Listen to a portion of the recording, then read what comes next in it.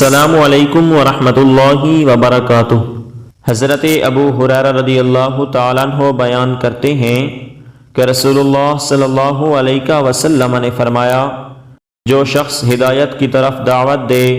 تو اسے بھی اس ہدایت کی اتباع کرنے والوں کی مثل ثواب ملے گا، اور یہ ان کے اجر میں کوئی کمی نہیں کرے گا، اور جو شخص کسی گمراہ کی طرف دعوت دے تو اسے بھی اس گمراہی کی اتباع کرنے والے کی مثل گناہ ملے گا، اور یہ ان کے گناہ میں کوئی کمی نہیں کرے گا۔ حضرت ابن مسعود رضی اللہ تعالیٰ عنہ بیان کرتے ہیں کہ رسول اللہ صلی اللہ علیہ وسلم نے ارشاد فرمایا، اللہ تعالیٰ نے مجھ سے پہلے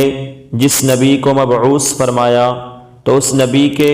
اس کی امت میں کچھ معاون اور کچھ عام ساتھی ہوتے ہیں،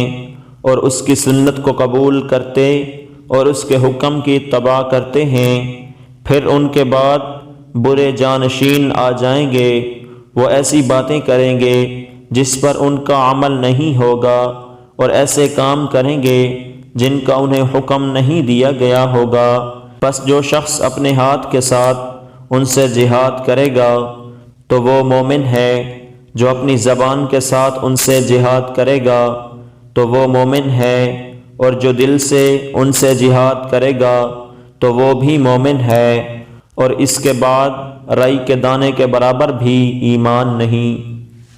حضرت ابو ہریرہ رضی اللہ تعالیٰ عنہ بیان کرتے ہیں